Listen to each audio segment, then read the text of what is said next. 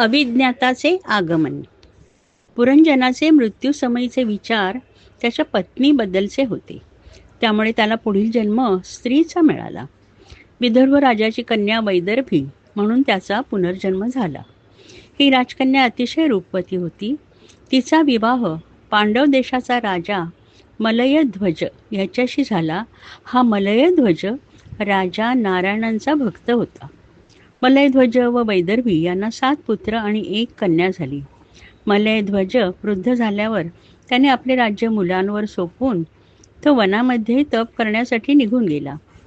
त्याच्याबरोबर सावलीसारखी असणारी त्याची पत्नी वैदर्भीसुद्धा आपल्या सर्वस्वाचा त्याग करून त्याच्याबरोबर वनात गेली.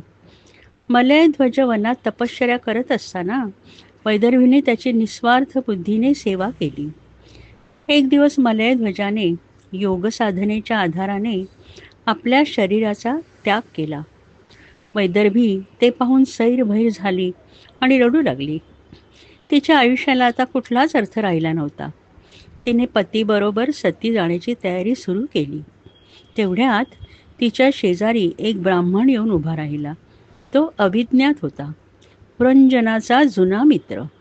तो म्हणाला, "तू मला ओळखले नाहीस का?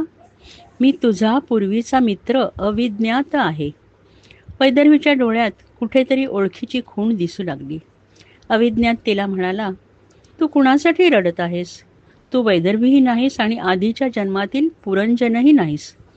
तू फक्त एक आत्मा आहेस, ज्याला कुठलेही लिंग नसते. आपण दोघे एकमेकांपासून निराळे नव्हतो. 2 हंसांप्रमाणे आपण मानस सरोवरात विहार करत होतो. तू अचानक मला सोडून निघून गेलास. तुला इंद्रिय सुखाची इच्छा झाली आणि तू मला सोडून 9 द्वारे असलेल्या भोगवती नगरीत निघून गेलास आणि मला पूर्णपणे विसरून गेलास. मी मात्र नेहमी तुझाच विचार करत राहिलो आणि आत्ता मी तुला माझ्याबरोबर घेऊन जाण्यासाठी आलो आहे. मी तुला ही सर्व घटना स्पष्ट करून सांगतो. तू आणि मी, आपण दोघे एकच आहोत. मी परमात्म्याचा अंश आहे आणि तू माझे प्रतिबिंब असलेला जीवात्मा आहेस. मानस सरोवरी रूपी मनामध्ये आपण दोघे राहत होतो. भोगवती नगरीचे आकर्षण, तिचे रक्षण करणारा 5 फण्यांचा सर्प पुरंजनी म्हणजे मन किंवा बुद्धी, जी ज्ञानेंद्रियापासून मिळणाऱ्या सुखाचा उपभोग घेते. माझे प्रतिबिंब असलेला तू या सगळ्यात गुरफटत गेलास आणि स्वतःचं अस्तित्व विसरलास. ह्या मायाजालात तू इतका अडकलास की संसाररूपी सागरात खोल खोल बुडू लागलास. तू माझी प्रतिमा आहेस, परंतु त्यावर मायेचे आवरण असल्यामुळे तू पूर्णपणे शरीराच्या अधीन झालास. चंडवेग, काळ ह्याने येऊन तुझ्या शरीराचा नाश करण्यास सुरुवात केली. वृद्धत्व, जरा व रोग प्रज्वर यांनी तुला नष्ट केले. आता तू माझ्याबरोबर चल, आपण परत मानस सरोवरात विहार करू. पुरंजनाच्या गोष्टीचे कथासार. नारदाची कथा ऐकून थोडा वेळ राजा प्राचीन बर्ही शांत बसून राहिला. नारद मुनी म्हणाले, "या कथेच्या माध्यमातून मी तुला ब्रह्मविद्या शिकवण्याचा प्रयत्न केला. तुझ्याबद्दलचे सत्य तुला समजावे हा त्यामागचा हेतू होता. तुझा आत्मा अविनाशी आहे, हेच ते सत्य आहे. शरीर हे नाशवंत आहे, परंतु त्यामध्ये राहणारा आत्मा हा अविनाशी आहे." प्राचीन बर्ही नारदांना म्हणाला, "हे मुनिवर, मला परत सविस्तरपणे सर्व गोष्टींचा खुलासा करा. माझ्यासारख्या सामान्य माणसाला हे कळणे कठीण आहे. तेव्हा मला या कथेचे रूपक नीट समजावून सांगा." तेव्हा नारद मुनी म्हणाले, "मी तुला सर्व सविस्तरपणे सांगण्याचा प्रयत्न करतो." नारद मुनींनी कथेचा सार सांगण्यास सुरुवात केली. ते म्हणाले, पुरंजन अर्थात नगराचा पिता हा जीवात्मा आहे आणि त्याचा सखा अविज्ञात हा ईश्वर पुरुष परमात्मा आहे. हा निर्गुण निराकार आहे. अविज्ञान जीवात्म्याला अर्थात पुरंजनाला सतत योग्य मार्ग दाखवत असे, परंतु ह्या जीवात्म्याला सुखदुःख रूपी विषयांचा भोग घेण्याची इच्छा झाली. हा जीवात्मा जो परमात्म्याचे प्रतिबिंब होता, तो अतिशय अस्वस्थ झाला आणि मायेच्या आवरणामुळे परमात्म्यापासून दूर झाला आणि त्याने स्वतःसाठी मनुष्य शरीरात प्रवेश केला. हीच ती 9 द्वारे असलेली नगरी. 2 डोळे, 2 नाकपुड्या, 2 कान, 1 मुख आणि 1 उत्सर्जक छिद्र, 1 प्रजोत्पत्तीसाठी छिद्र, अशी ही 9 द्वारे होत. जीवात्मा म्हणजेच पुरंजन आपल्या बुद्धीच्या पुरंजिनीच्या साह्याने ह्या भोगवती नगरीतले भोग उपभोगण्यास तयार झाला. मनुष्याचे शरीर म्हणजे भोगवती नगरी.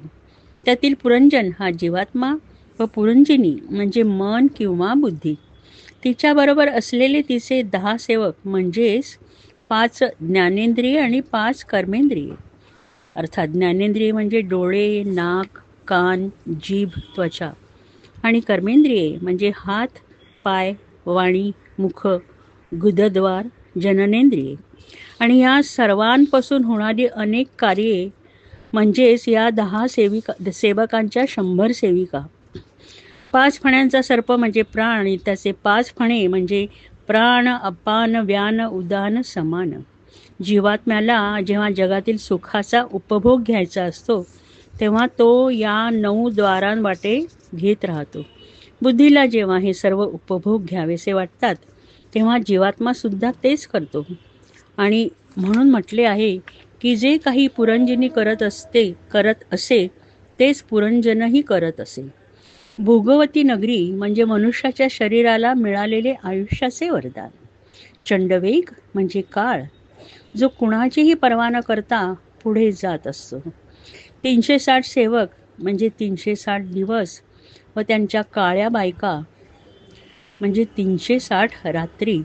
हे सर्व मिळून मनुष्याचे शरीर वृद्धत्वाकडे नेत असतात. जरा म्हणजेच वृद्धत्व म्हणजे म्हणूनच ती कुणाला नको असते, परंतु तरी ती मनुष्याच्या न कळत त्याच्या शरीरात प्रवेश करतेच. यवनेश्वर म्हणजे मृत्यू आणि यवन हे त्याचे सेवक म्हणजेच निरनिराळे रोग, मानसिक आणि शारीरिक दोन्ही प्राज्वर म्हणजे ज्वर, जो मृत्यूला सहाय्य करतो. अशा प्रकारे शरीराच्या सर्व यातना जीवात्मा पण भोगतो. ह्याला उपाय काय? एखाद्या मनुष्याला स्वप्न पडत असेल तर तो स्वप्नात सुखदुःख सर्व काही अनुभवतो. स्वप्नातल्या मनुष्याला तो स्वतःच समजत राहतो. मनुष्याला झोपेतून जाग येईपर्यंत तो त्या स्वप्नाच्या जगात रममाण असतो आणि त्याला जाग येईपर्यंत हे सर्व चालूच राहते. जाग आल्यावर त्याला सत्य उमगते. हे जे तो सर्व पाहत होता, अनुभवत होता, ते एक स्वप्न होते, खरं काहीच नव्हतं. परंतु तो जागा होईपर्यंत त्याला कोणीही सांगू शकत नाही की हे सगळं खोटं आहे. त्याचप्रमाणे जीवात्म्याचे शरीर आणि मनाबरोबर गुंतणे हे एक स्वप्न आहे आणि त्याला कुणीही कितीही सांगण्याचा प्रयत्न केला तरी ते त्याला पटत नाही. जेव्हा त्याला स्वतःला जाग येते तेव्हाच त्याला स्वतःबद्दलच्या सत्याचा साक्षात्कार होतो. मुक्तीचा मार्ग. स्वतःबद्दलचे सत्य उमजण्यासाठी नारायणांची भक्ती करणे अत्यंत महत्त्वाचे आहे. त्यांच्या भक्तीने मनुष्याचे ऐहिक जीवनाबद्दलचे आकर्षण कमी होते आणि वैराग्य उत्पन्न होऊ लागते व त्याला जीवात्म्याबद्दलचे ज्ञान होऊ लागते. ब्रह्मन किंवा परमात्मा हा मनुष्याच्या देहात आत्मा म्हणून असतो. त्याचे प्रतिबिंब म्हणजे जीवात्मा. ह्या जीवात्म्यावर मायेचे आवरण असते, त्यामुळे तो स्वतःला आत्म्यापासून वेगळा समजतो. देह म्हणजेच मी असं तो समजू लागतो. परंतु परमेश्वराच्या सतत भक्तीने हळूहळू हे अज्ञान दूर होते व ज्ञानाचा प्रकाश पडतो. अहम ब्रह्मास्मी हे ज्ञान प्राप्त होते आणि मनुष्याची जीवन मरणाच्या फेऱ्यातून सुटका होते. परमेश्वराची भक्ती करण्याचे 7 मार्ग आहेत. श्रवण, नारायणांच्या कथा ऐकणे. कीर्तन, नारायणांची भक्ती गीते गाणे. स्मरण, मनामध्ये ती गीते सतत म्हणून पाठ करणे.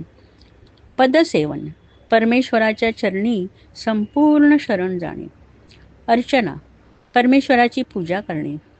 वंदन, परमेश्वराची प्रार्थना करणे.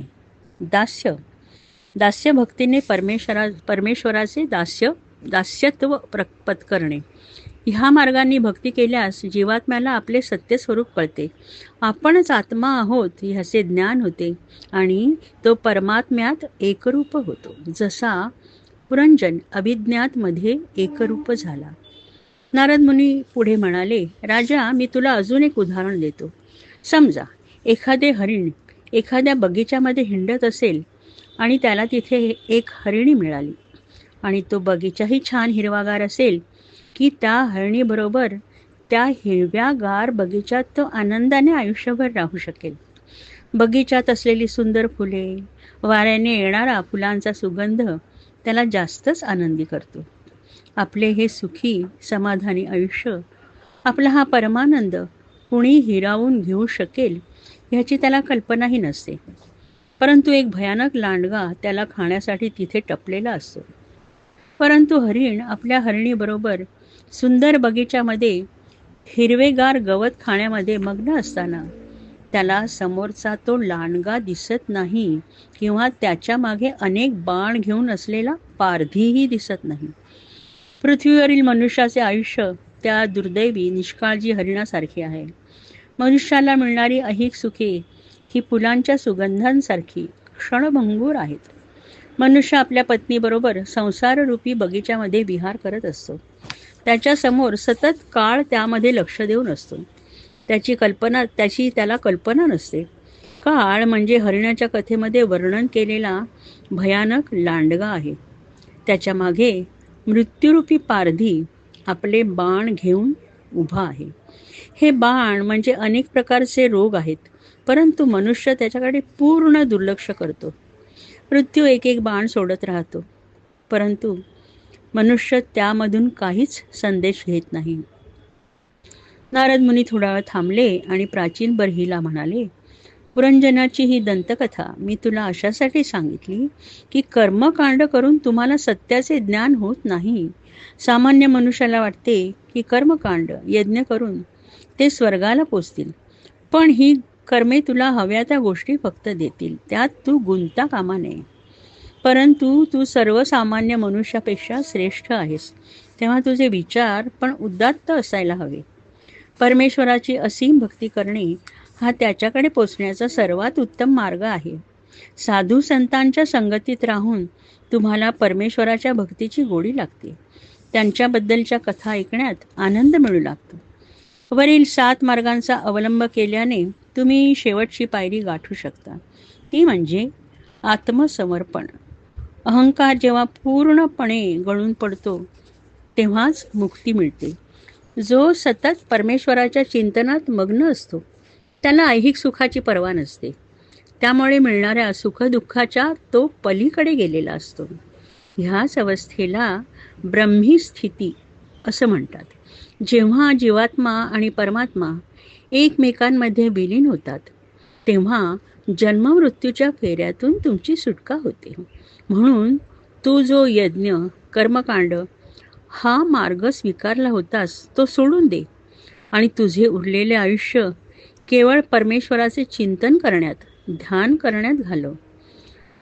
बराच काळ राजदरबारात शांतता पसरली. राजा प्राचीन बर्हीच्या डोळ्यातनं अश्रू वाहू लागले. तो नारद मुनींना म्हणाला, हे मुनी, तुमच्या अतिशय दयाळू स्वभावामुळे तुम्ही माझ्याकडे आलात आणि मला मुक्तीचा मार्ग दाखवलात. माझ्या ह्या गुरूंना ह्या सत्याबद्दल माहिती नव्हती किंवा त्याबद्दल मला सांगण्याचा त्यांनी प्रयत्नच केला नाही. मी आता तुमच्या शिकवणीचा काळजीपूर्वक विचार करीन आणि तुमच्या आशीर्वादाने तुम्ही सांगितलेल्या 7 मार्गांचा अवलंब करून परमेश्वराच्या चरणी समर्पित होईन.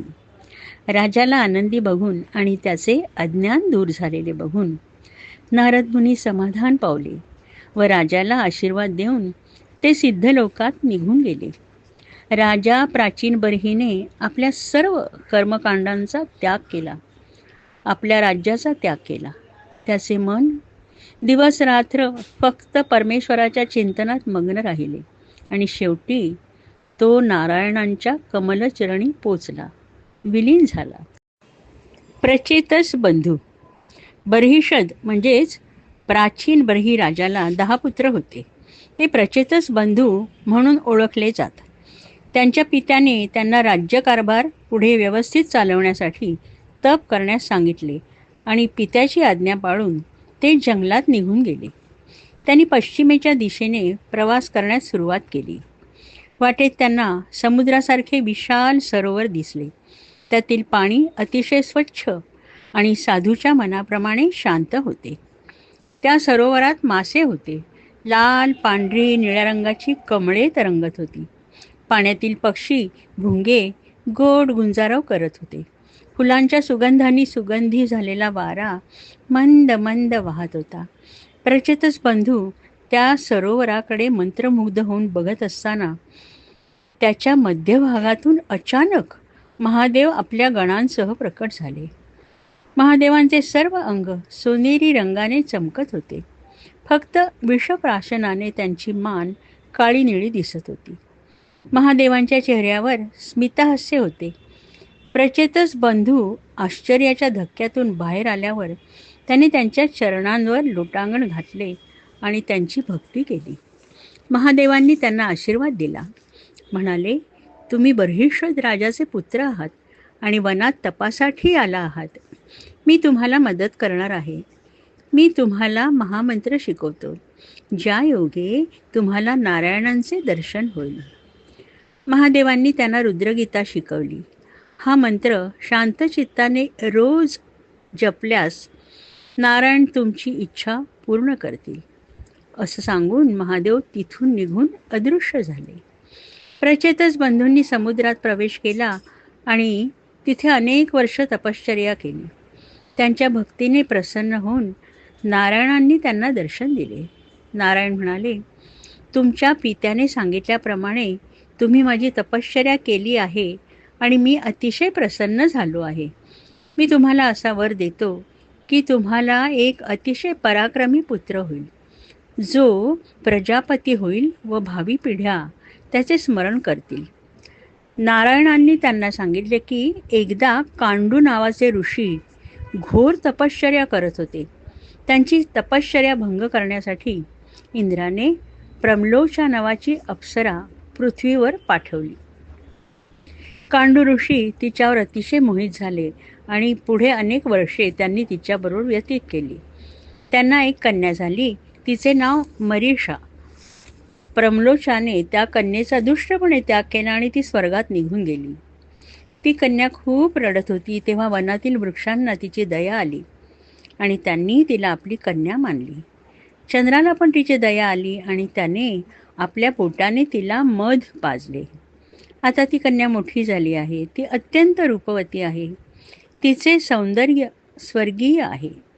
ती तुम्हा सर्वांची पत्नी होईल आणि तिचा पुत्र प्रजापती होईल. प्रत्यक्ष नारायणांनी दर्शन दिल्यामुळे प्रचेतस बंधू अतिशय धन्य झाले.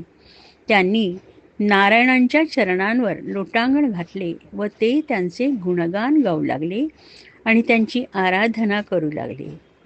त्यांच्या भक्तीचा स्वीकार करून स्मितहास्य करीत नारायण तिथून अदृश्य झाले. प्रचेतस बंधू समुद्रातून बाहेर आले तेव्हा त्यांना सर्व पृथ्वीचा पृष्ठभाग वृक्षांनी झाकून टाकलेला दिसला. काही सुद्धा स्पष्ट दिसत नव्हते. त्यांना खूप राग आला आणि त्यांनी सर्व वनाला आग लावण्याचा प्रयत्न सुरू केला. तेव्हा ब्रह्मदेव तिथे आले आणि त्यांनी त्यांना त्यांच्या ह्या अविचारी कृत्यापासून परावृत्त केले. जे वृक्ष आगीपासून वाचले होते त्यांनी त्यांच्या वाढवलेल्या कन्येला मरीषाला प्रचेतस बंधूंच्या हाती सुपूर्द केले. सर्व भावांनी तिच्याशी विवाह केला. त्यांना एक पुत्र झाला. त्याचे नाव दक्ष होते. तोच दक्ष प्रजापती, ज्याने पूर्वी महादेवांचा अपमान केला होता आणि त्यामुळे त्याला मनुष्य जन्म मिळाला होता.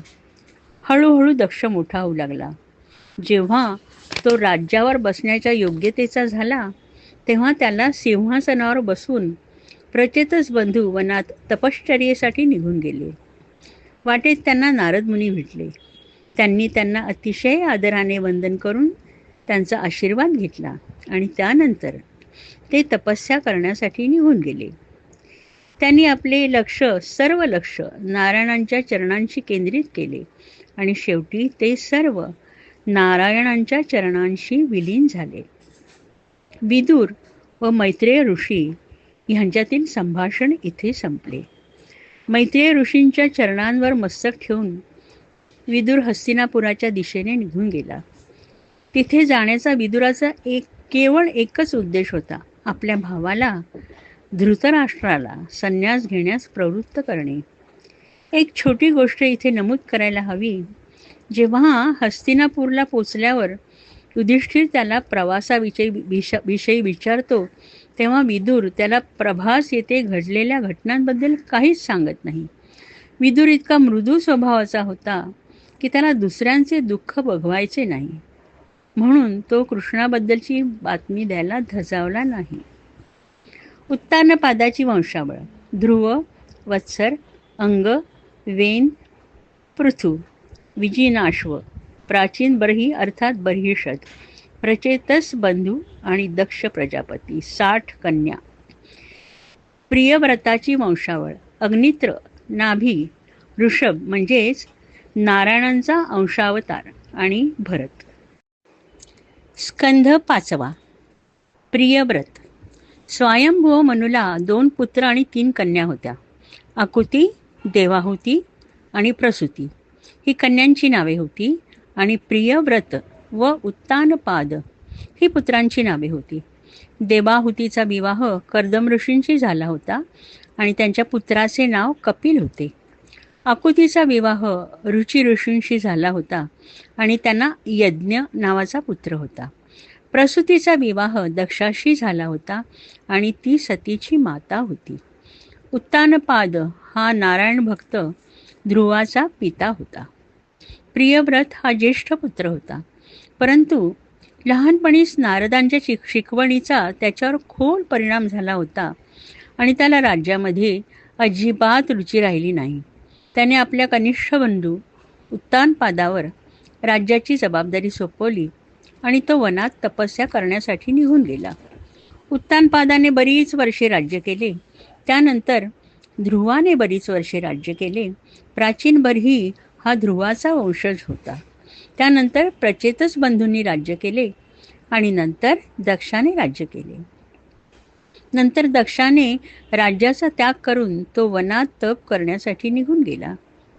मनुच्या लक्षात आले की आता राज्याला राजा नव्हता, म्हणून त्याने प्रियव्रताकडे जाऊन त्याला राज्य चालवण्याची विनंती करण्याचं ठरवलं. त्याप्रमाणे त्याने वनात जाऊन प्रियव्रताचे मन वळवण्याचा खूप प्रयत्न केला, परंतु त्याला त्याच्या कार्यात यश आले नाही. तेव्हा त्याने आपले पिता ब्रह्मदेव यांच्याकडे ही कामगिरी सोपवली. एका गुहेमध्ये प्रियव्रत व नारद मुनी यांचे संभाषण चालू असताना तिथे अचानक ब्रह्मदेवांचे आगमन झाले. त्यांच्या आगमनाने सर्व गुहा उजळून निघाली. ब्रह्मदेवांना असे अचानक आलेले पाहून प्रियव्रत व नारद मुनी एकदम उभे राहिले. ब्रह्मदेव प्रियव्रताला म्हणाले, बाळा, मी काय सांगतो ते लक्षपूर्वक ऐक.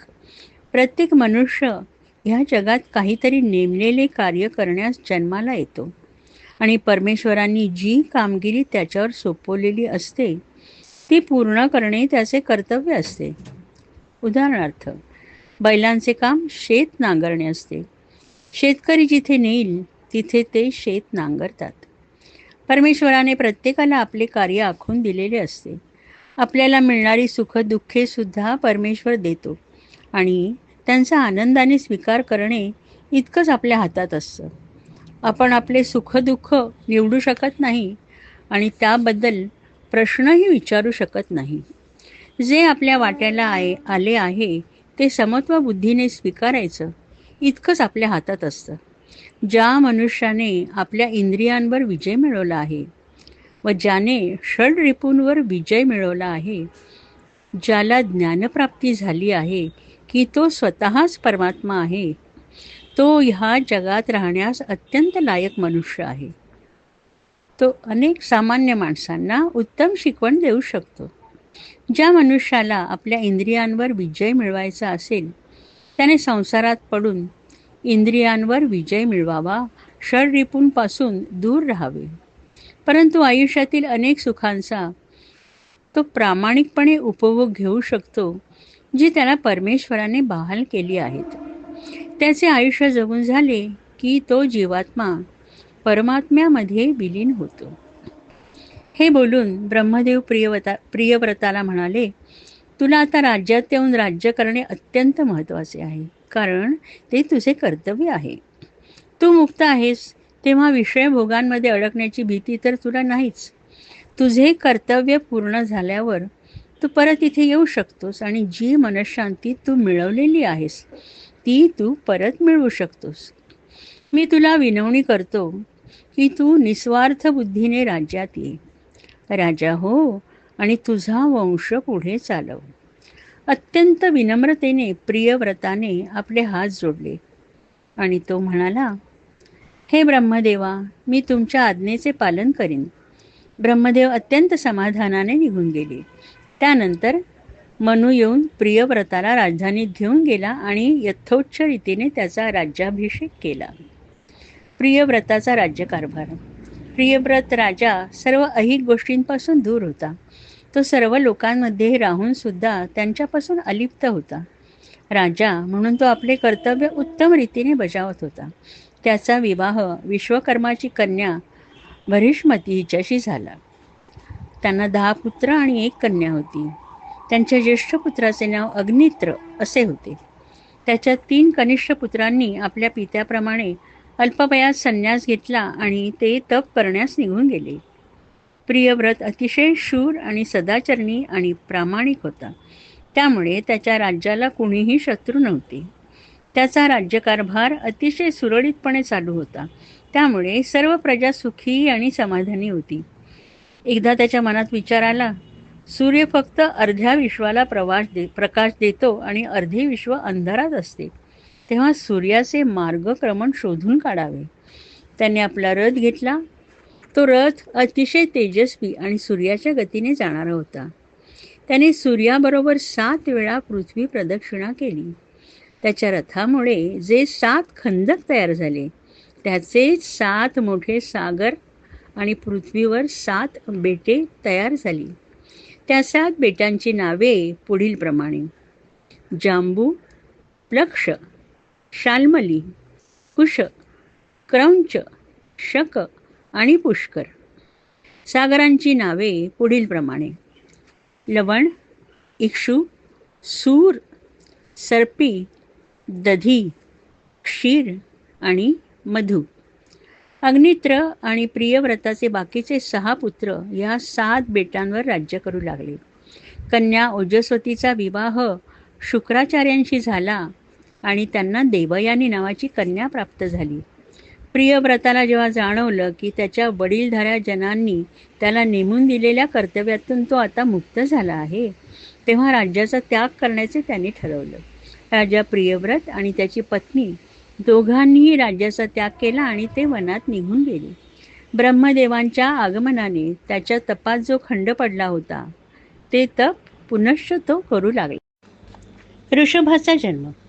प्रियव्रताचा ज्येष्ठ पुत्र अग्नित्र होता आणि त्याच्या ज्येष्ठ पुत्राचे नाव नाभी होते.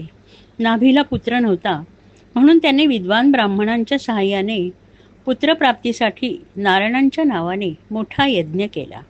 नाभीने व ब्राह्मणांनी अतिशय भक्तिभावाने नारायणांची प्रार्थना केली. त्यांच्या भक्तीने प्रसन्न होऊन नारायण त्यांच्यासमोर प्रकट झाले. अतिशय आनंदाने ते सर्वजण नारायणांची स्तुती करू लागले.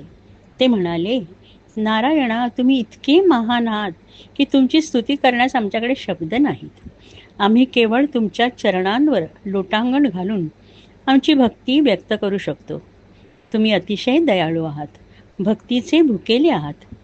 आम्ही केवळ तुळशीची पाने, कोवळ्या गवताची पाती व पाणी इतक्या तुटपुंजा सामुग्रीने तुमची पूजा केली आहे. तरीसुद्धा तुम्ही आमच्यावर प्रसन्न होऊन आम्हाला दर्शन देत आहात, कारण आमची भक्ती तुम्ही ओळखली आहे. हे परमेश्वरा, भक्ती ही नेहमी निस्वार्थ बुद्धीने केली पाहिजे. तरीसुद्धा हा यज्ञ आम्ही फलप्राप्तीसाठी केला आहे. नाभी राजाला पुत्र नाही, तेव्हा तुमच्यासारखा तेजस्वी पुत्र त्याला व्हावा अशी आमची फार इच्छा आहे. खरे म्हणजे आमच्या प्रार्थनेला तुम्ही उत्तर दिलंत. आम्हाला प्रत्यक्ष दर्शन दिलं, हेच आमच्यासाठी अत्यंत मोलाचे आहे. तरीसुद्धा तुमच्याकडे आम्ही मागणे मागत आहोत. त्याबद्दल आम्हाला क्षमा करा. तुम्ही अत्यंत दयाळू आहात आणि आपल्या कृपेने नाभीला पुत्र होण्याचा आशीर्वाद आपण द्याल, ह्याबद्दल आम्हाला विश्वास आहे. नारायणांनी अत्यंत दयाळूपणे त्यांना म्हटले, तुम्ही स्वतःचा असा पाण उतारा करून घेऊ नका. नाभीला माझ्यासारखा पुत्र होण्यासाठी तुम्ही हा यज्ञ केला आहात, तेव्हा मीच नाभीचा पुत्र म्हणून जन्म घेईल. मला भक्ती इतके मौल्यवान दुसरे काहीच नाही, तेव्हा मी तुम्हाला हे वरदान देतो. यथावकाश नाभीला पुत्र झाला आणि हा नारायणाचा अवतार आहे हे ज्ञात असल्यामुळे नाभी अतिशय आनंदित झाला. त्या बालकाचे नाव ऋषभ असे ठेवण्यात आले. तो सिंहासनावर बसण्याच्या योग्यतेचा झाल्यावर नाभीने त्याचा राज्याभिषेक केला आणि तो बद्रिकेश्वरला निघून गेला.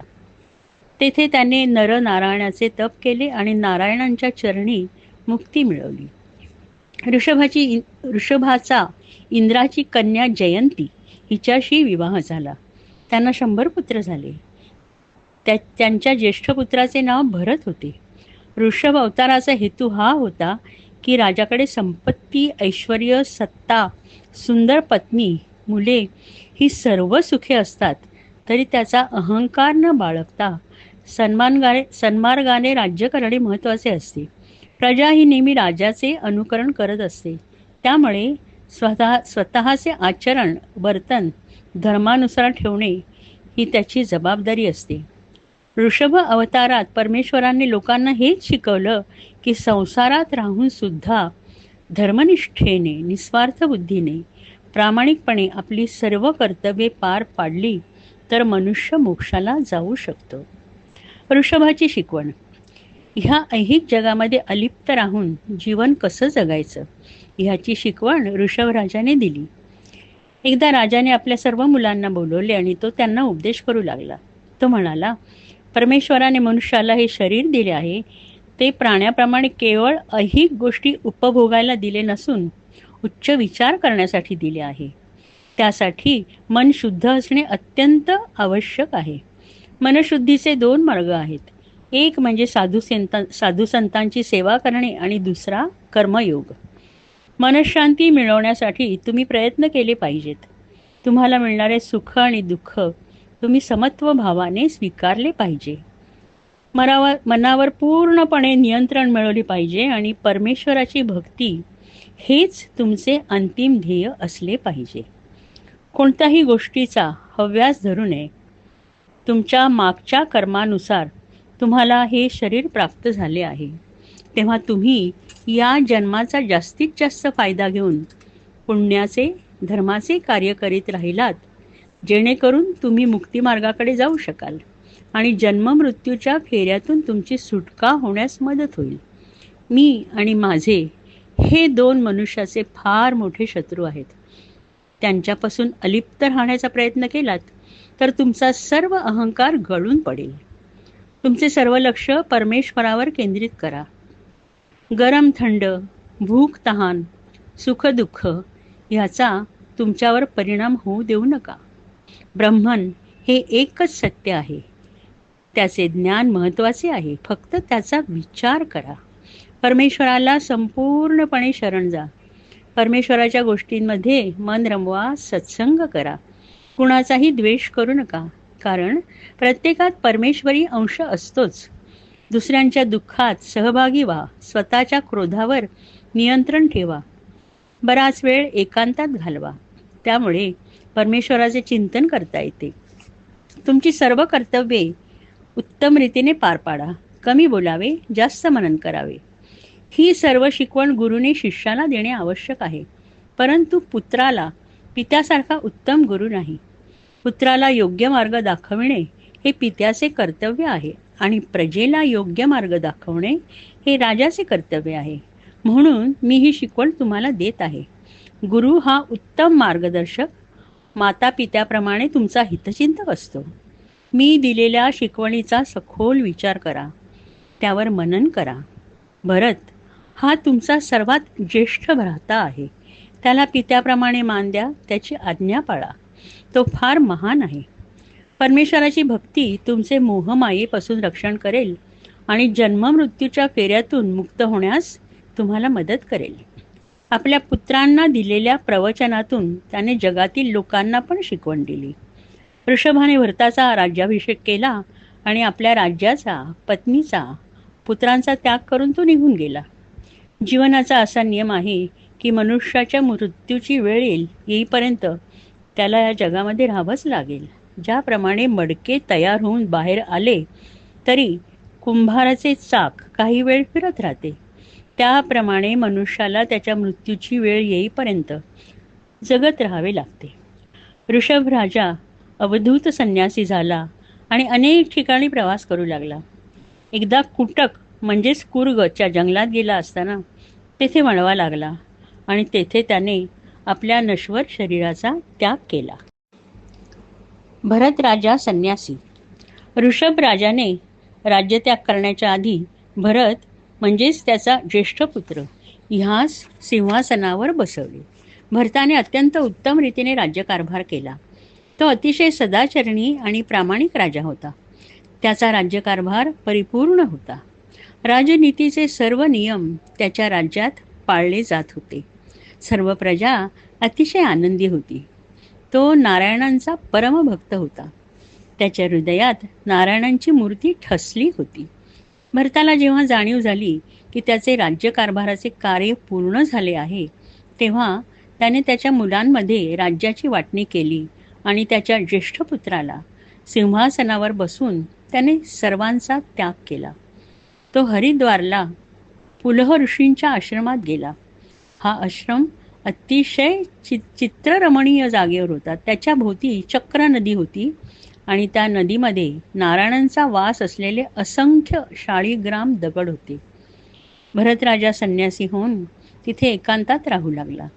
तो रोज फुले फळे वेचून आणत असे आणि अत्यंत भक्तिभावाने नारायणांची पूजा करत असे. नारायणांच्या भक्तीत तो इतका अकंठ बुडाला होता की सुख, दुःख, वेदना ह्या सर्व भावनांच्या तो पलीकडे गेला होता. सर्व संग परित्यागामुळे त्याला मनःशांती मिळाली होती. नारायणांच्या भक्तीचा परमानंद तो उपभोगत होता. नारायणांच्या नुसत्या विचाराने त्याचे मन गलबलत असे आणि डोळ्यातून आनंदाश्रू वाहत असत. त्याचे मन एखाद्या मोठ्या सरोवरासारखे होते, ज्यामध्ये त्याने स्वतःचा मीपणा विसर्जन केला होता. तो फक्त हरणाचे कातडे पांघरून फिरत असे. रोज उगवत्या सूर्याबरोबर परमेश्वराची प्रार्थना करत असे आणि नारायणांची स्तुती करत असे. असा बराच काळ लुटला. एकदा तो नदीच्या किनाऱ्यावर बसून परमेश्वराची प्रार्थना करत होता.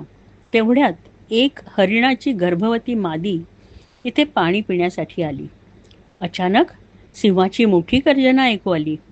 हरिणी अतिशय घाबरली. तिला कुठल्या दिशेने पळावे काहीच कळेना. अतिशय भयभीत होऊन तिने नदी पलीकडे उडी मारण्याचा प्रयत्न केला, परंतु तेव्हा तिच्या पोटातील पाडस नदीत पडले व ती पलीकडच्या तीरावर पोचली, परंतु तिथेच तिचा मृत्यू झाला. ही सर्व घटना काही क्षणातच घडली आणि भरताने ती पाहिली. पाण्यात पडलेल्या त्या हरणीच्या पाडसाबद्दल त्याच्या मनात अतिशय कणव उत्पन्न झाली. त्याने पटकन जाऊन त्याला पाण्याबाहेर काढले आणि आपल्या कुटीरामध्ये तो घेऊन आला. त्याने त्याला दूध पाजले, आईच्या मायेने त्याची काळजी घेतली. असे बरेच दिवस गेले. आता ते हरिण मोठे झाले होते, परंतु ते भरताच्या आयुष्याचा अविभाज्य भाग बनून गेले होते. भरताला त्याच्याबद्दल अत्यंत आपुलकी आणि प्रेम वाटू लागले. ज्या भरताने आपल्या राज्याचा, पत्नीचा, मुलाबाळांचा व इतर सर्व गोष्टींचा त्याग केला होता, तोच भरत या हरणावर अमर्याद प्रेम करू लागला. तो जणू त्याच्या मागे पछाडला गेला होता. एक क्षणही तो आपल्या दृष्टीआड त्याला होऊन देत नव्हता. त्याचा सर्व वेळ तो त्या हरिणाबरोबर घालवत असे. तो हरिणाबरोबर जंगलात जात असे. हरिण दमलं असं वाटलं तर त्याला खांद्यावर घेऊन येत असे. कधी हरिण एकटे जंगलात गेले आणि संध्याकाळपर्यंत आले नाही, तर त्याच्या मनात अनेक शंका कुशंका येऊन तो फार बेचैन होत असे व हरिण दिसेपर्यंत त्याचे चित्त थाऱ्यावर राहत नसे. त्याच्या हरिणाबद्दलच्या आसक्तीत तो एवढा पडून गेला होता की नारायणांची भक्ती, समाधी लावणे ह्या सर्व गोष्टी भूतकाळात जमा झाल्या होत्या. कधी तो परमेश्वराची प्रार्थना करत असताना हरिण आले तर तो आपली प्रार्थना सोडून त्याला कुरवाळत असे आणि गवताचा चारा खायला देत असे. तो परमेश्वराचे चिंतन करायला बसला की परमेश्वराची मूर्ती डोळ्यापुढे येण्याऐवजी त्याच्या समोर हरिणाची मूर्ती येत असे. एका सर्व संग परित्याग केलेल्या संन्यासाची ही मानसिक अवस्था फार फार केविलवाणी होती. असे अनेक दिवस केले. भरताचा मृत्यू अगदी जवळ येऊन ठेपला. मरताना भरताच्या मनात हरिणाचेच विचार होते आणि त्याचे डोळे पण हरिणावर स्थिर झाले होते. भरतराजा हरिण. मृत्यूसमयी भरतराजाचे विचार व चित्त हरिणावर स्थिर होते. त्यामुळे त्याला पुढचा जन्म हरिणाचा मिळाला. परंतु सुदैवाने त्याला त्याच्या आधीचा जन्म आठवत होता व त्याला स्वतःबद्दल अतिशय कळाव आली. तो स्वतःशीच बोलू लागला, माझी ही काय दयनीय अवस्था झाली आहे. मी सर्व संग परित्याग करून परमेश्वराची भक्ती करण्यासाठी वनात गेलो. वनातच कुटीर बांधून राहू लागलो आणि माझा सर्व वेळ परमेश्वराच्या भक्तीत घालवू लागलो. माझ्या हृदयात नारायण सोडून दुसऱ्या कुठल्याही गोष्टीला थारा नव्हता. माझे चित्त केवळ नारायणांच्या कमलपदांवर स्थिर होते. पण तेवढ्यात माझ्या आयुष्यात हरिणाच्या रूपाने विघ्न निर्माण झाले. हरिणाबद्दलचे प्रेम इतके बलवत्तर होते की मी प्रत्यक्ष माझ्या नारायणालाही विसरून गेलो. ब्रह्मी अवस्थेला पोचायच्या ऐवजी माझ्या दुर्दैवाने मला हरिणाचा जन्म प्राप्त झाला. परंतु माझ्या सुदैवाने मला हे सगळं आठवतंय तेव्हा मी आता परत नारायणांची भक्ती करीन, त्यांच्या स्तुतीसुमनांच्या गोष्टी ऐकण्याचा प्रयत्न करीन आणि हे सर्व करून मी ह्या जन्मापासून ऐहिक बंधनापासून मुक्ती मिळवीन. असा विचार करून हरिणरूपी भरताने प्रवास करायला सुरुवात केली. जिथे अनेक ऋषी एका ठिकाणी राहत होते अशा शाळाग्राम नावाच्या जागेवर तो पोचला. तो तिथेच आश्रमाभोवती चारा खात व नदीचे पाणी पीत आपले जीवन कंठू लागला. तिथे त्याच्या कानावर परमेश्वराचे भजन कीर्तन पडत होते. ह्या जागेवर बसून तो त्याच्या मृत्यूची वाट पाहत होता. एके दिवशी मृत्यूने त्याच्यावर कृपा केली आणि हरिणाच्या जन्मापासून त्याची मुक्तता केली. भरताचा पुनर्जन्म. अंगिरस ऋषींच्या वंशामध्ये एक अतिशय सच्शील प्रामाणिक ब्राह्मण होता. तो ब्राह्मणांना घालून दिलेले नियम अतिशय काटेकोरपणे पाळत असे. त्याला पहिल्या पत्नीपासून 9 पुत्र होते आणि दुसऱ्या पत्नीपासून 1 पुत्र आणि 1 कन्या होती. हा पुत्र म्हणजे भरताचा पुनर्जन्म होता. ऋषभ राजा हा नारायणांचा अवतार होता आणि त्याचा पुत्र भरत होता. त्यामुळे प्रत्यक्ष नारायणाने त्याला मोक्ष मिळण्यासाठी लागणारी आत्मविद्या शिकवली होती. ही आत्मविद्या त्याने जवळजवळ मिळवली होती. परंतु त्याचे उरलेले प्रारब्ध कर्म त्याला संपवायचे होते म्हणून त्याला हरिणाचा जन्म घ्यायला लागला होता आणि मोक्ष मिळवण्याआधी त्याला अजून एक जन्म घेणे आवश्यक होते. म्हणून तो ह्या सच्चिल ब्राह्मणाच्या घरात जन्माला आला होता. आधीच्या हरिणाच्या जन्माबद्दल त्याला स्वतःबद्दल तिटकारा वाटत होता व त्यामुळे ह्या जन्मात कोणाशीच कशाचेच लागे बांधे ठेवायचे नाहीत असं त्याने ठरवलं होतं. आपल्या कुटुंबापासून तो अतिशय अलिप्त राहत असे. त्याच्या पित्याने त्याला गायत्री मंत्र शिकवण्याचा प्रयत्न केला, परंतु तो मुद्दाम होऊन त्याचे उच्चार चुकीचे करत असे.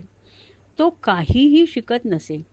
त्याच्या वागणुकीने लोकांना तो अतिशय मूर्ख वाटत असे, परंतु त्याला कशाचीच पर्वा नव्हती. कधी कधी तो बहिरा मुका आहे असे सर्वांना भासवत असे. त्याला त्याचे मागचे सर्व जन्म आठवत होते आणि आता सर्व ऐहिक बंधनातून मुक्त होणे हेच त्याच्या आयुष्याचे एकमेव ध्येय होते. त्याचे वडील ब्राह्मणांची सर्व कर्तव्ये काटेकोरपणे पाळत होती आणि आपला मुलगा काहीच करत नाही ह्याबद्दल त्यांना खंत वाटत असे. कालांतराने त्याच्या पित्याचा मृत्यू झाला. भरताची आई त्याला त्याच्या सावत्र बहिणीला सावत्र आई व सावत्र भावांच्या भरवशावर सोपवून ती नवऱ्यामागे सती गेली. वडिलांच्या मृत्यूनंतर सावत्र भावांनी भरताला अतिशय वाईट वागणूक देण्यास सुरुवात केली. ते दिवसभर त्याच्याकडून शेतात कामं करवून घेत आणि त्याला उरलेले शिळे पाके अन्न खायला देत. तो कधीच कशाबद्दल तक्रार करत नसे, त्यामुळे तर ते त्याचा जास्तच छळ करत. तो दिवसभर फक्त मनात परमेश्वराच्या भक्तीत मग्न असे आणि हाताने काम करत असे. त्याच गावामध्ये एक दरोडेखोरांचा नायक होता. त्याला स्वतःला मुलबाळ नव्हते. कुणीतरी त्याला उपदेश केला की जर त्याने काली मातेला नरबळी दिला तर त्याला पुत्र होईल. तेव्हा त्याने आपल्या सर्व नोकर चाकरांना चारही दिशांना योग्य नरबळी शोधण्यासाठी पाठवले. दिवसभर शोधून त्यांना एकही योग्य मनुष्य मिळाला नाही.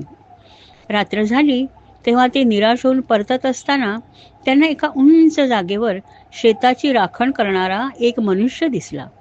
त्यांनी जवळ जाऊन भरताकडे पाहिले. त्याच्या अंगावर नीट वस्त्र नव्हते. तो कुठेही जमिनीवर झोपत असे, त्यामुळे त्याच्या अंगावर ठिकठिकाणी माती लागली होती.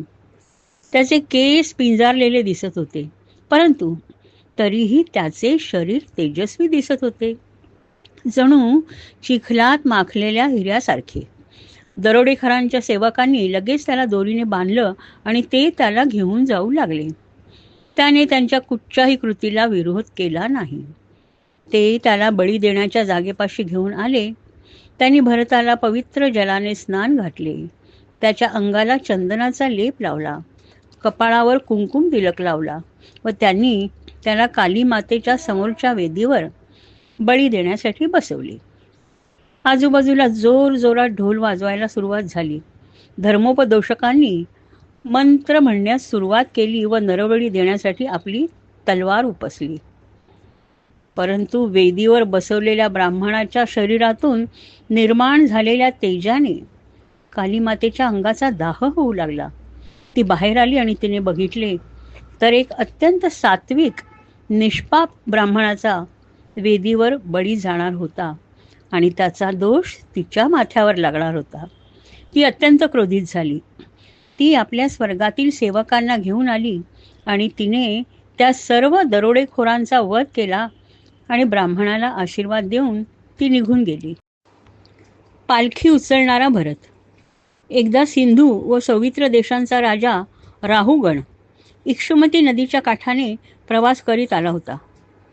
त्याला त्याचे सेवक पालखीतून घेऊन चालले होते, परंतु सेवकांच्या असे लक्षात आलं की त्यांना एका मनुष्याची मदत मिळाली तर पालखीचा भार थोडा हलका होईल, म्हणून ते आजूबाजूला कुणी आहे का म्हणून शोधू लागले. त्यांना तेथे भरत उभा असलेला दिसला. तो तरुण आणि अंगाने चांगला बलवान दिसत होता. पालखी उचलायला हा अगदी योग्य आहे असं त्यांना वाटलं, म्हणून त्यांनी त्याला त्यांच्याबरोबर पालखी उचलण्यास सांगितलं. ब्राह्मणाने क्षत्रियाची पालखी उचलणे म्हणजे अप्रतिष्ठा होती, परंतु भरताने कुठचाच विरोध न करता त्यांच्याबरोबर पालखी उचलून तो चालू लागला. रस्ता चालत असताना प्रत्येक पाऊल तो जपून टाकत होता. आपल्या पायाखाली कुठला जीवाणू किडा येत नाही ना याची तो काळजी घेत होता. त्यामुळे त्याची चाल व इतर सेवकांची चाल ह्यामध्ये फरक पडत होता आणि त्याचा परिणाम म्हणून पालखी एका बाजूला कलंडत होती. राजाने हे पाहून क्रोधाने तो सेवकांना म्हणाला, तुम्हाला तुमचे काम नीट करता येत नाही का? पालखी एका बाजूला का कलंडत आहे? सेवक म्हणाले, महाराज, हा आमचा दोष नाही. हा नवीन मनुष्य आहे, तो आमच्याबरोबर चालत नाही व त्यामुळे तुमची गैरसोय होत आहे. राजाने त्या नवीन मनुष्याकडे एक दृष्टिक्षेप टाकला आणि तो उपहासाने म्हणाला, अरे, तू तर फारच दयनीय दिसत आहेस. एवढा वेळ तू एकटाच पालखी उचलून चालत आहेस, त्यामुळे तू फार दमला आहेस. तू इतरांसारखा सशक्त नसून अतिशय अशक्त आहेस. तुझे सर्व स्नायूही ढिले झाले आहेत आणि तू हे काम करायला फार वयस्कर पण आहेस. हे राजाचे उपहासयुक्त वक्तव्य ऐकून भरत काहीच बोलला नाही. त्याने निमूटपणे पालखी आपल्या खांद्यावर घेऊन थोडे मार्गक्रमण केल्यावर तीच गोष्ट परत घडू लागली. आता मात्र राजा खूप संतापला आणि रागारागाने त्याला म्हणाला, हे मूर्ख माणसा, तू काय करतोयस? तू एखाद्या मृत मनुष्यासारखा चालत आहेस. तू माझ्या आज्ञेचे पालन न करता उद्धटपणे वागत आहेस. मी तुला चांगलाच धडा शिकवीन, ज्यामुळे तुझ्या डोक्यात थोडी अक्कल शिरेल. तुझ्या या उद्धटपणाला मी चांगली शिक्षा करणार आहे. राजा अतिशय अहंकारी होता. आपल्या सेवकांबरोबर तो अतिशय वाईट वर्तणूक करीत असे. तो स्वतःला अतिशय श्रेष्ठ समजत असे आणि बाकी सर्वजण त्याच्या लेखी तुच्छ होते. सशील लोकांनी त्याला उपदेश करण्याचा खूप प्रयत्न केला होता, परंतु तो कुणाचेच ऐकत नसे. उलट पापभिरू व सशील ब्राह्मणांना तो अपशब्द उच्चारत असे. भरत बराच वेळ राजाकडे शांतपणे बघत राहिला. मग त्याच्या ओठावर लहानसे स्मितहास्य उमटले. आपला स्वर जराही न उंचावता व त्यामध्ये कुठलाही उपहास न आणता तो राजाला म्हणाला, मी तुझी पालखी नीटपणे उचलून चालत नाही म्हणून तू माझ्यावर रागवलायस आणि तू मला उपहासाने खूप बोललायस. मला शब्दांनी दुखवण्याचा प्रयत्न केलास, परंतु ते सर्व निरर्थक होते, कारण माझ्यावर त्याचा कुठचाच परिणाम झाला नाही. मला कशाचेच दुःख झाले नाही, कारण तुला असं वाटतंय की माझे शरीर म्हणजेच मी आहे. त्यामुळे माझ्या शरीराला दिलेला त्रास मला सुद्धा होईल. पण हे सत्य नाही. सत्य हे आहे की माझ्या शरीरातील मी हा वेगळाच आहे. त्याचा माझ्या शरीराशी संबंध नाही. मी आत्मा आहे आणि माझे शरीर हे आत्मा राहण्यासाठी असलेले घर आहे. त्यामुळे तू माझ्या शरीराला कितीही त्रास दिलास किंवा त्याला कितीही अपशब्द बोललास तरी त्याचा माझ्यावर परिणाम होत नाही. तारुण्य, वार्धक्य, सशक्त, अशक्त, सुखदुःख या सर्वांचे परिणाम शरीरावर होतात, आत्म्यावर नाही. आणि मला हे सत्य समजलेले आहे. शरीर हे क्षणभंगूर आहे, पण आत्मा अमर आहे. प्रत्येक प्राणी, मात्र मनुष्यसुद्धा जन्ममृत्यूच्या फेऱ्यात अडकलेला आहे. प्रत्येकाचे शरीर वेगळे असले तरी आत्मा सारखा असतो, कारण तो परमेश्वराचा अंश असतो. त्यामुळे एक श्रेष्ठ दुसरा कनिष्ठ होऊ शकत नाही. दुर्दैवाने मनुष्याला ते कळलंही नाही आणि तुलाही ते कळलेलं नाही. मला ते आत्मसात झालेले आहे. लोकांच्या नजरेत मी मूर्ख, बहिरा, मुका असा आहे, परंतु खरोखर जगातील कुठल्याच गोष्टींचा माझ्यावर परिणाम होत नाही. त्यामुळे तू केलेल्या शिक्षेचाही माझ्यावर काहीही परिणाम होणार नाही. मी या सर्वांच्या पलीकडे गेलो आहे. असे म्हणून भरताने पालखी उचलली आणि तो इतरांबरोबर चालू लागला. भरताची शिकवण. भरताचे बोल ऐकून राजा राहुगणाचा सर्व अहंकार, उद्धटपणा गळून पडला. तो भरताच्या चरणांवर पडला. डोळ्यात शरमेचे अश्रू आले आणि गदगदलेल्या आवाजात तो भरताला म्हणाला, माझ्या उद्धटपणाबद्दल मला क्षमा करा. माझा सर्व अहंकार नष्ट झाला आहे. मला आशीर्वाद द्या आणि कृपया आपण कोण आहात हे मला सांगा. मी सिंधू आणि सौवीर देशांचा राजा आहे. माझे नाव राजा राहुगण असे आहे. मी महान कपिल मुनी ह्यांच्याकडून ब्रह्मविद्या शिकण्यासाठी निघालो होतो, परंतु आता मला असं वाटतंय की आपणच कपिल मुनी आहात आणि माझ्या पूर्वजन्मीच्या पुण्याईने आपण स्वतः मला ब्रह्मविद्या शिकवण्यासाठी आला आहात. भरताला राजाची दया आली आणि तो म्हणाला, हे राजा, तुला खरोखर माझ्याकडे शिकून मोक्ष मिळवायची इच्छा दिसत आहे. तेव्हा मी तुला मदत करण्याचा नक्की प्रयत्न करेन. मी काय सांगतो ते तू एकचित्ताने ऐक. असं म्हणून भरत तिथे असलेल्या एका मोठ्या सपाट शिळेवर बसला. राजा राहुगण अत्यंत विनम्रतेने त्याच्या पायांशी बसला. भरताने त्यास ब्रह्मविद्येवर प्रवचन देण्यास सुरुवात केली. संसाराच्या दलदलीत पडायचे की त्यापासून मुक्ती मिळवायची ह्यासाठी केवळ मनुष्याचे मन जबाबदार असते. तेव्हा या मनाला ताब्यात ठेवणे अत्यंत महत्त्वाचे असते. मनुष्याचे मन जेव्हा सत्व, रज आणि तमस ह्या त्रिगुणांनी दूषित होते, तेव्हा तो ऐहिक सुखाच्या पाठीमागे लागतो आणि ते मिळवण्यासाठी चांगली वाईट काहीतरी कृत्ये तो करत राहतो आणि त्यामुळे तो जन्ममृत्यूच्या फेऱ्यांमध्ये सतत अडकून राहतो. त्याला निरनिराळ्या इच्छा, आकांक्षा होत राहतात. त्यानुसार त्याची प्रगती किंवा अधोगती होत राहते. सुख आणि दुःख ह्यांचा त्याच्या जीवनावर परिणाम होत राहतो. जोपर्यंत मनुष्याचे मन जगातील वस्तूंशी निगडीत राहते, तोपर्यंत त्याचे मन पवित्र होत नाही. असं म्हणून भरताने एका लहान दीपकाचे उदाहरण दिले. दिव्यामध्ये वात असते आणि त्यामध्ये तूप घातलेले असते. ज्यावेळेस दिवा प्रज्वलित होतो, त्यावेळी त्याच्या ज्योतीचा रंग जसे तुपाचे गुणधर्म असतील त्याप्रमाणे येतो. त्यातून निघणारा धूर किंवा त्यातून निघणारा प्रकाश यांचे गुणधर्म सुद्धा तुपाच्या गुणधर्माप्रमाणे असतात. जेव्हा दिव्यातून तूप संपेल, तेव्हा वातीचा रंग व प्रकाश नैसर्गिक असेल आणि शेवटी ती विझून जाईल. त्याचप्रमाणे मनुष्याच्या मनाची स्थिती असते. जोपर्यंत मनुष्याच्या मनात गुणांचे वर्चस्व असते, तोपर्यंत त्याचे मन गुणांच्या प्रभावाखाली वर्तन करते.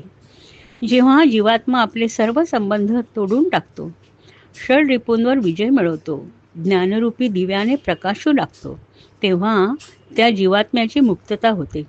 परंतु ही स्थिती येईपर्यंत त्याला जन्ममृत्यूचे फेरे घ्यावेच लागतात. जर भावनांना आणि षड रिपूंना जिंकायचे असेल, तर मनावर ताबा ठेवावा लागतो. मनुष्याच्या मनाचा ओघ परमेश्वर चरणी वळवला तर ते तेथेच आश्रय घेते आणि जीवात्म्याला संसार सागरात पडायची भीती नसते.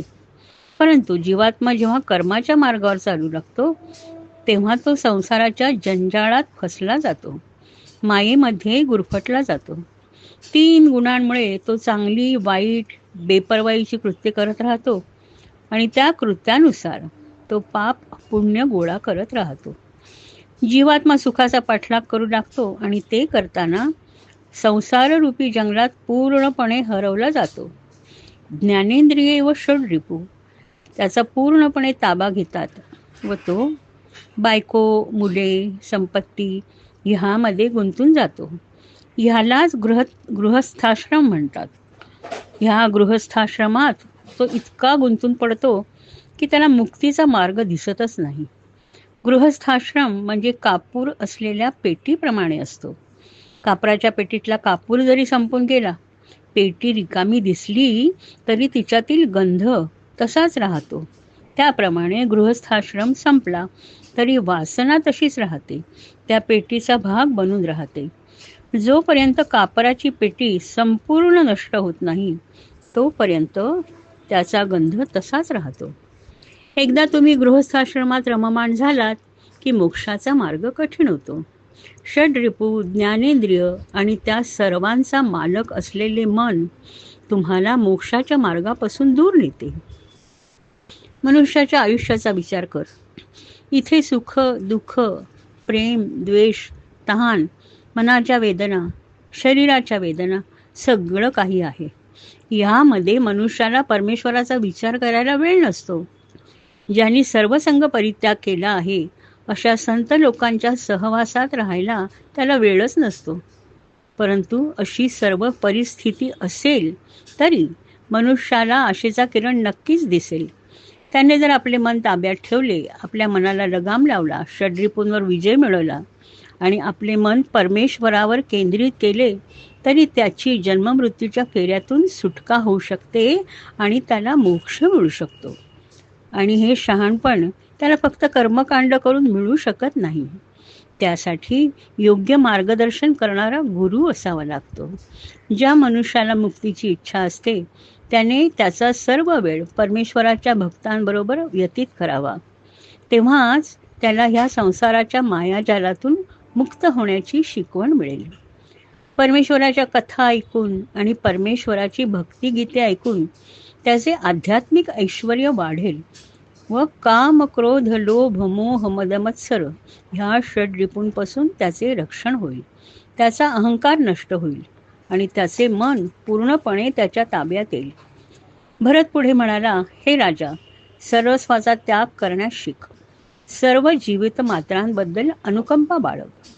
सर्व वस्तूंबद्दलचे, व्यक्तीबद्दलचे जोड संबंध तोडून टाक. अशा अत्यंत पवित्र आणि मुक्त मनाने तुला हा प्रचंड मोठा भवसागर तरून जाता येईल आणि तुला नक्की मुक्ती मिळेल. राजा राहुगणाने भरताला साष्टांग दंडवत घातला आणि तो म्हणाला, मनुष्य जन्म ही परमेश्वराची मनुष्याला मिळालेली महान देणगी आहे आणि त्यामुळेच तुमच्यासारखा पवित्र आत्मा असलेल्या गुरूंच्या सहवासात येण्याची अद्वितीय संधी मला मिळाली. तुमच्या सहवासात तुमच्या शिकवणीने माझे सारे अज्ञान दूर झाले. माझा सर्व गर्व, अहंकार गळून पडला आहे.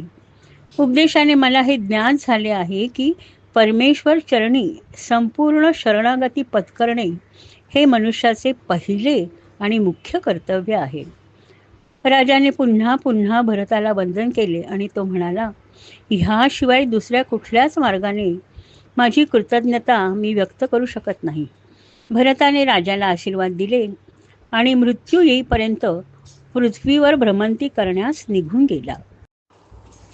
स्कंध 6. अजामिळाचा मृत्यू.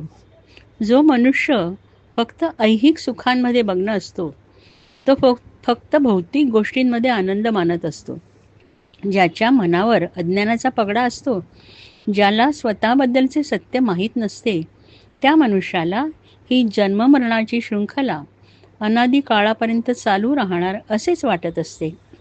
परंतु केवळ ज्ञानाने हा अज्ञानाचा पडदा दूर होऊ शकतो. ती साखळी तुटू शकते व त्यासाठी आध्यात्मिक शिस्त म्हणजे मनाला पूर्ण ताब्यात ठेवणे अत्यंत आवश्यक आहे.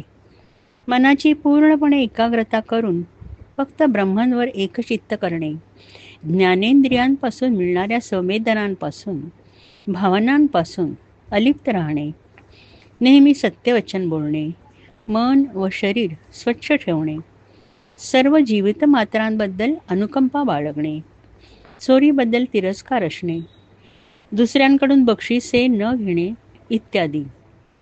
काही माणसे फक्त परमेश्वराच्या चिंतनात मग्न असतात. त्यांच्या मनात दुसरा कोणताच विचार येत नाही. त्यांनी परमेश्वरापुढे संपूर्ण शरणागती पत्करलेली असते. भक्तीचा हा मार्ग सर्वश्रेष्ठ आहे. कर्मकांड, उपवास, प्रायश्चित्त कशाचीच तुलना वरील भक्ती मार्गाशी करता येत नाही. जो मनुष्य आपले सर्व लक्ष फक्त परमेश्वराच्या चरणांवर केंद्रित करतो, त्याच्याजवळ मृत्यू देखील फिरकू शकत नाही. इतकी जोमदार शक्ती ह्या योगामध्ये असते आणि ह्यालाच भक्तियोग म्हणतात. ह्या भक्तियोगाचा महिमा सांगणारी एक फार पुरातन कथा आहे. त्यामध्ये नारायणांच्या भक्तीचा महिमा फार सुंदर रीतीने वर्णन केला आहे. कान्यकुब्ज नगरीत अजामिळ नावाचा एक ब्राह्मण राहत होता. तो प्रथम अतिशय सद्वर्तनी सहृदयी असा होता, परंतु पुढे त्याचे वर्तन पापमार्गास लागले. त्याने आपल्या पत्नीचा, आपल्या कुटुंबाचा त्याग केला व तो एका वेश्येच्या मागे लागला. तिच्यावर पैसे खर्च करण्यासाठी तो जुगारी बनला, चोऱ्या करू लागला. त्याने अनेक पापे केली, त्यामुळे सगळे त्याचा तिरस्कार करू लागले. काळ पुढे सरकत राहिला. तो आता वृद्ध झाला. त्याला वेश्येपासून 10 मुलगे झाले. त्यातील सर्वात लहानाचे नाव नारायण असे होते. अजामिळाचे आपल्या लहान मुलावर अत्यंत प्रेम होते. तो सर्व वेळ त्याच्या सहवासात घालवत असे आणि सतत नारायण नारायण म्हणून त्याला हाका मारत असे. असे सर्व चालू असताना मृत्यू आपल्या कधी जवळ येऊन ठेपला हे त्याला समजलेच नाही. त्याचे सर्व विचार त्याच्या मुलावर, नारायणावर केंद्रित झाले. जेव्हा यमदूत त्याला दिसू लागले तेव्हा त्याने त्याच्या बागेत खेळणाऱ्या नारायणाला हाका मारायला सुरुवात केली. तो म्हणाला, हे नारायणा, माझ्याजवळ ये आणि बस. असं म्हणतच त्याला मृत्यू आला. मरताना त्याने नारायणाचे नाव घेऊन आपल्याजवळ बसायला सांगितले. हे नारायणांच्या सेवकांनी ऐकले आणि ते लगोलग त्याच्याजवळ पोचले. यमराजाचे दूत अजामिळाचा आत्मा त्याच्या शरीरापासून दूर घेऊन निघत होते, तेव्हा नारायणांच्या सेवकांनी त्यांना थांबविले. यमदूत अत्यंत क्रोधित झाले आणि ते म्हणाले, तुम्ही कुणीही असा, तुम्हाला यमदूतांच्या कर्तव्यापासून त्यांना परावृत्त करण्याचा अधिकार नाही. यमदूत नारायणांच्या सेवकांना विचारू लागले, तुम्ही कोण आहात? तुम्ही देव आहात की देवदूत आहात? तुम्ही आमच्या कर्तव्यात अडथळा का आणत आहात? नारायणांचे सेवक स्मितहास्य करून म्हणाले, तुम्ही धर्माचे सेवक आहात तर सांगा, मनुष्याला शिक्षा देण्यासाठी तुम्ही कोणता निकष लावता? कुठल्या माणसांना शिक्षा दिली जाते? अशी कोणती कृत्ये आहेत की जी शिक्षेस पात्र आहेत? ही शिक्षा फक्त मनुष्य प्राण्याला दिली जाते की इतर प्राणी मात्रांनाही दिली जाते? आम्ही ह्याबद्दल जाणून घेण्यात अत्यंत उत्सुक आहोत, तेव्हा आम्हाला कृपा करून ते स्पष्ट सांगा. यमदूत म्हणाले, जसे वेदांमध्ये लिहिले आहे, कसे वागावे, कुठल्या गोष्टी वर्ज्य आहेत, कुठल्या वर्तनाची परवानगी आहे, ह्या सर्वाला धर्म असे म्हणतात.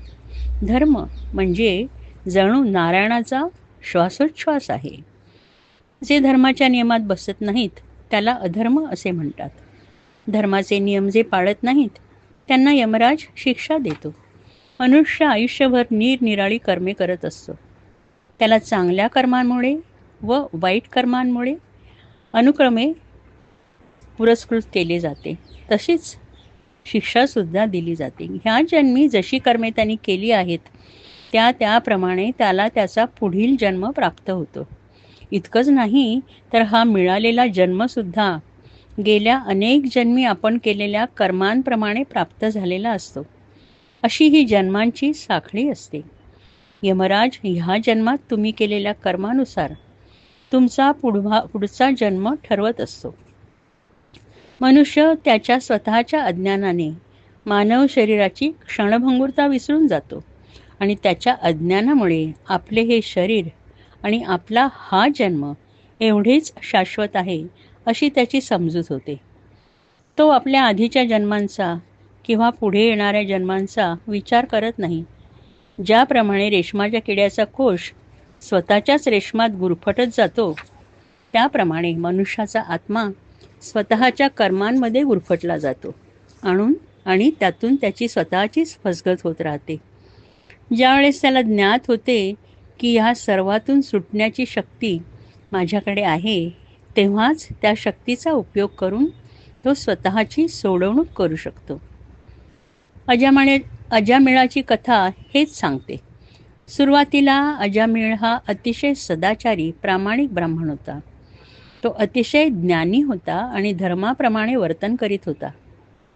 परंतु एकदा पित्याच्या आज्ञेवरून तो पूजेसाठी कुस, गवत, फुले, फळे आणण्यासाठी जंगलात गेला असताना त्याने एक दारुड्या मनुष्य आणि हीन कुळातील बाई यांचा शृंगार पाहिला आणि त्याला तो स्वतः अनुभवायची तीव्र इच्छा झाली.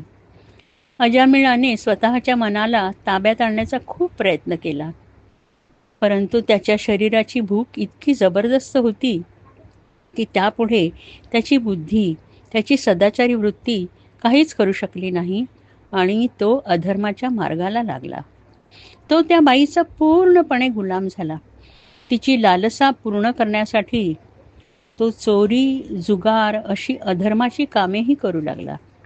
त्याने त्याच्या वडिलांचा, त्याच्या लग्नाच्या पत्नीचाही त्याग केला आणि तो त्या बाईबरोबर अधर्मी कर्मे करत राहिला आणि त्यामुळे तो अत्यंत अधर्मी असल्यामुळे त्याला शिक्षा होणे गरजेचं आहे, असं यमदूतांनी नारायणांच्या सेवकांना निवेदन केले. नारायणांच्या सेवकांनी यमदूतांचे निवेदन नीटपणे ऐकून घेतले. ते म्हणाले, अशा अजामिळाबद्दल तुम्ही जे सांगत आहात ते सर्व योग्य आहे. तो पापी होता, ह्यामध्ये शंकाच नाही. परंतु त्याच्या मृत्यूसमयी त्याने नारायणाला साथ घातली आणि त्याला आपल्याजवळ बोलवले. त्यामुळे तुमच्या मृत्यूपाशापासून त्याचे रक्षण झाले. जो कोणी परमेश्वराला साथ घालतो तेव्हा तो त्याला कधीच अंतर देत नाही. तो त्याला आपला भक्त समजतो व त्याची सर्व पापे धुवून निघतात. परमेश्वराच्या दृष्टीत तो आता पापी नाही. त्यामुळे त्याला आता यमाच्या राज्यात जागा नाही. त्याने जरी मृत्यूच्या क्षणी त्याचा मुलगा नारायण ह्याला हाक मारली असली तरी अनावधानाने परमेश्वराचे नाव ओठावर आले तरी नारायण त्याचे रक्षण करतात. त्याचप्रमाणे अजामिळाचे मृत्यूपासून रक्षण झाले. परमेश्वराचे नाव गाण्यातून घेतले, थट्टेत घेतले किंवा अप्रतिष्ठेने, तरी परमेश्वर इतका दयाळू आहे की त्याचे नाव घेतले इतकेही त्याला पुरेसे होते आणि तो त्या मनुष्याला क्षमा करतो आणि त्याचे रक्षण करतो. एखाद्या मनुष्याचा शिडीवरून पाय घसरला किंवा त्याला साप चावला किंवा त्याला खूप ताप आला आणि नकळत त्याच्या मुखातून परमेश्वराचे नाव उच्चारले गेले तरी परमेश्वर त्याचे रक्षण करतो. ज्ञानी ऋषींनी निरनिराळ्या पापांवर अनेक प्रायश्चित्ते सांगितली आहेत. ती प्रायश्चित्ते घेऊन सुद्धा मनुष्य ते पाप पुन्हा करणारच नाही ह्याची हमी देता येत नाही. हे एखाद्या रोगावरचा तो तात्पुरता उपाय असल्याप्रमाणे असते. रोगाच्या मुळाशी जाऊन केलेला उपाय नसतो. परंतु परमेश्वरासमोर संपूर्ण शरणागती पत्करली तर त्याची सर्व पापे मुळापासून नष्ट होतात. एखाद्या मोठ्या जागेत पूर्णपणे अंधार पसरलेला असेल आणि तिथे छोटासा दिवा लावला तरी अंधार दूर होतो आणि त्या दिव्यात सतत तेल घातले गेले तर तो दिवा सतत जळत राहील आणि तिकडे अंधार कधीच होऊ शकणार नाही. त्याप्रमाणे परमेश्वराच्या नामस्मरणाने मनुष्याची अंधकाररूपी पापीवृत्ती नष्ट होते. त्याच्या सर्व वासना, वाईट विचार आपोआप नष्ट होतात. अजामिळाला परमेश्वराच्या नामस्मरणाच्या शक्तीची कल्पना नव्हती. परंतु ज्याप्रमाणे चुकून जरी लाकडावर ठिणगी पडली तरी लाकूड जळून खाक होते, त्याप्रमाणे चुकून जरी नारायणांचे नाव मृत्यूसमयी ओठावर आले तरी त्याची सर्व पापे नष्ट होतात. एवढं बोलून नारायणांचे सेवक यमदूतांना म्हणाले, अजूनही ही गोष्ट तुम्हाला पटली नसेल तर तुमचा धनी यमराज ह्याला जाऊन आमचे म्हणणे बरोबर की चूक ते विचारा.